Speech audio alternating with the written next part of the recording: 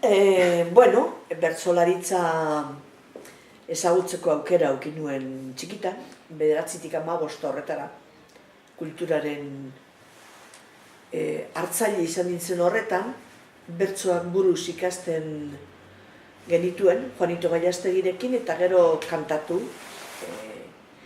Eta hor, pixka bat saletu nintzen,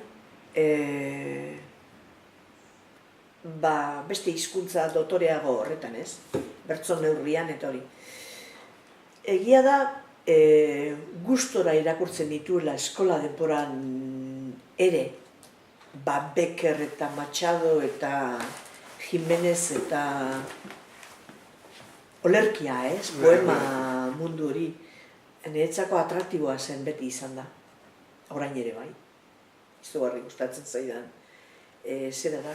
Eta gero suertea ere eduki nuen baita etxetik, nire aitaren osaba da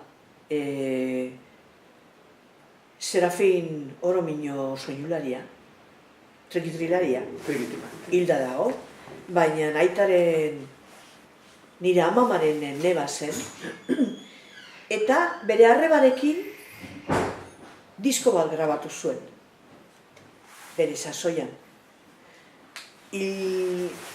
Iseko hiltzanean Iseko Antoni eta Osaba Serafin, biezien trikitrilares eta pandereteruen. Eta Iseko hiltzanien, nahiko gazterik hiltzanien, haren semeak erretiratu egin zuen merkatutik diskoa. Baina Orominon hainbat jentek deko diskoki. Eta neuk izan ezik, norbaiti prestatuta utzi nion, da bueltan izan etorri. Eta, baina badakit nok dekon, gero intentatu dugu beranduago grabatzea eta hori, eta nahiko zaila dela pizarra edo nola tipo horretako diskatik pasatzea beste. Baina, bueno, olako txikian binilo edo olako txiki baten zati batzuk eta badauzkat tilino bitartez lortuta.